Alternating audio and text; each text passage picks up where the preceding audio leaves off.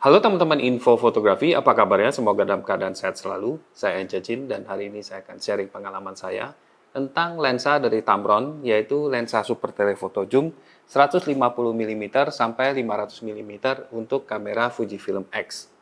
Seperti yang teman-teman saksikan di info fotografi, Tamron akhir-akhir ini membuat banyak sekali lensa-lensa telefoto.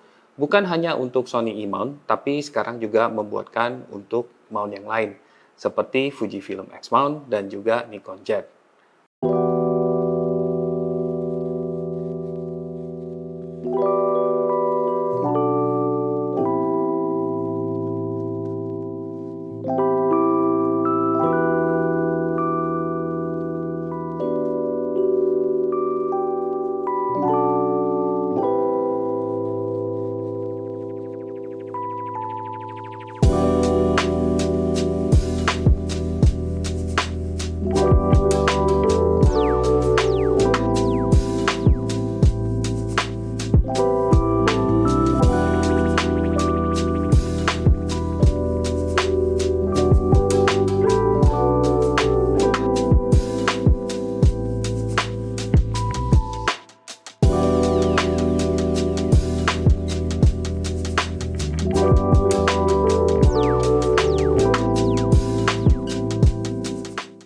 Lensa Tamron 150-500 mm f5-6,7 ini sebenarnya dirancang untuk mencakupi sensor full frame, seperti kamera Sony Alpha 7, tapi bisa juga untuk Fujifilm X yang sensornya lebih kecil, yaitu APS-C.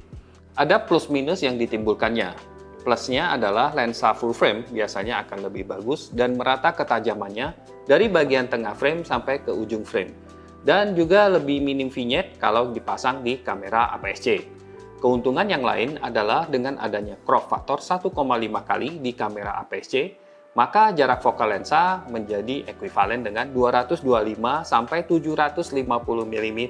Nah, ini cukup jauh untuk foto satwa liar dan kegiatan olahraga dengan lapangan yang sangat luas, seperti sepak bola. Nah, minusnya adalah ukuran lensa sedikit lebih besar dan juga lebih berat dibandingkan dengan lensa-lensa super telephoto yang dirancang khusus untuk APS-C jika ada. Nah, jika Tamron membuat dari ground up ya, khususnya untuk APS-C, bisa jadi lensa ini akan sedikit lebih ramping dan bisa lebih ringan. Secara fisik, lensa ini cukup besar. Panjangnya kalau teman-teman lihat ini 21 cm. Tapi kalau kita zoom, dia akan lebih panjang lagi. Beratnya sendiri mencapai 1,88 kg. Nah, ini cukup berat untuk dibawa kemana-mana, tapi masih memungkinkan untuk handheld. Diameter lensa juga cukup besar dengan filter yang berukuran 82 mm. Lensa ini juga sudah dilengkapi dengan tripod collar ala Arca Swiss yang memudahkan fotografer untuk memasang ke kepala tripod. Lensa ini memiliki mekanisme yang cukup unik ya, di mana fotografer bisa mengunci jarak fokal ke titik tertentu dengan hanya menarik barel zoomnya. Nah, misalnya kita putar ke 200 mm dan kalau kita mau menguncinya di 200 mm, kita tinggal tarik aja seperti ini, maka ini otomatis sudah di lock ke 200 mm. Saat kita menggunakannya, kita tidak usah khawatir tidak sengaja keputar. Ini akan ke lock ke 200 mm. Nah, selain itu, lensa ini juga punya lock yang berbeda di sini. Lock ini berguna untuk mengunci supaya si lensa itu tetap berada di posisi 150 mm. Jadi waktu kita bawa kemana-mana, misalnya di kendaraan atau kita bawa jalan ke tempat hunting foto, itu lensa ini tidak akan memanjang keluar kalau kita tenteng. Mengubah jarak fokal lensa dari 150 mm ke 500 mm terasa cukup cepat dan mulus karena aksis rotasinya hanya 70 derajat. Jadi kita bisa putar dari 150 sampai 500 dengan kecepatan yang cukup tinggi. Nah, pengalaman saya memotret dengan kamera Fujifilm X-S10 ini cukup menyenangkan. Karena X-S10 ini punya grip atau pegangan yang cukup dalam. Hanya agak terlihat aneh karena kamera ini terlihat sangat kecil ya dan tidak seimbang sebenarnya kalau dipadukan dengan lensa sepanjang atau sebesar ini. Tapi jika dipasang di Fujifilm yang lain yang lebih profesional, seperti Fujifilm X-H2 atau X-H2S, menurut saya mungkin lebih cocok dan padan. Nah, kalau XT4 juga bisa, tapi mungkin lebih bagus kalau kita pasangkan dengan baterai grip yang vertikal. Di badan lensa terdapat beberapa tuas, ada tuas on-off VC ya untuk stabilizer, dan ini bisa dikustomisasi untuk berbagai mode juga. Ada tuas untuk mode 1, ini untuk menstabilkan jendela bidik dan lensa. Cocok untuk digunakan dalam pemotretan sehari-hari yang biasa. Nah, mode 2 adalah untuk panning, di mana hanya pergerakan horizontal saja yang distabilkan oleh lensanya. Yang mode ketiga memprioritaskan kestabilan lensa saat mengambil gambar dibandingkan dengan stabilizer di jendela bidik. Jadi di jendela bidiknya mungkin akan kelihatan lebih goyang ya, tidak stabil, tapi gambarnya stabil. Nah, juga ada tuas untuk membatasi rentang jarak fokus supaya autofokus bisa lebih cepat saat memotret subjek yang jauh. Kualitas gambar yang dihasilkan kombinasi kamera Fujifilm ini dengan lensa Tamron 150-500 hasilnya bagus dan tajam dengan warna khas kamera Fujifilm yang cenderung menghasilkan warna coklat dan krem yang alami dan nostalgic.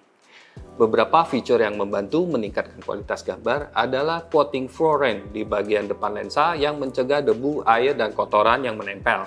Lalu ada lapisan bibar coating ya, itu sudah generasi kedua di lensa ini yang melapisi setiap elemen lensa yang 20-an itu yang mengakibatkan hasil gambar yaitu tajam dan kontras di berbagai kondisi cahaya termasuk dalam kondisi backlight misalnya.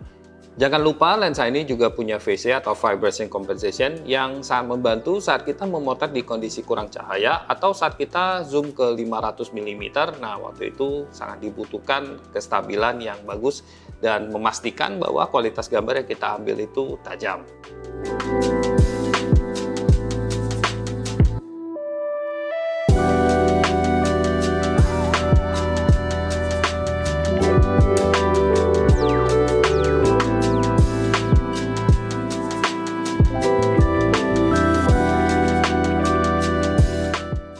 Meskipun lensa ini bukan lensa makro, tapi lensa super telefoto ini bisa fokus cukup dekat loh. Yaitu kalau di 150 mm-nya, dia bisa fokus sampai sekitar 60 cm. Itu tergolong sangat dekat, karena kalau yang telefoto yang lainnya, biasanya itu 1 meteran.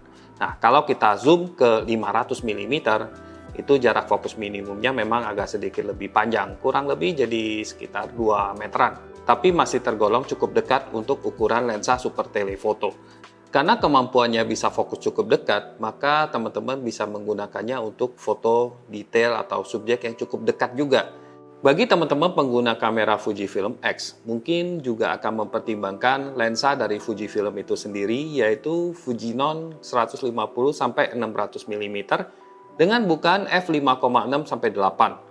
Lensa tersebut juga sangat baik kualitasnya, punya jarak fokal yang lebih panjang, dan beratnya lebih ringan, 250 gram kurang lebih. Nah, tapi harganya lebih mahal. Menurut saya, lensa dari Tamron ini adalah salah satu lensa super telephoto zoom kelas atas, yang dapat menghasilkan foto dengan detail yang sangat baik. Lensa super telephoto zoom ini sangat bagus bagi teman-teman penggemar foto satwa, olahraga, dan juga pemandangan. Mudah-mudahan review ini bermanfaat bagi teman-teman. Jangan lupa untuk like dan subscribe.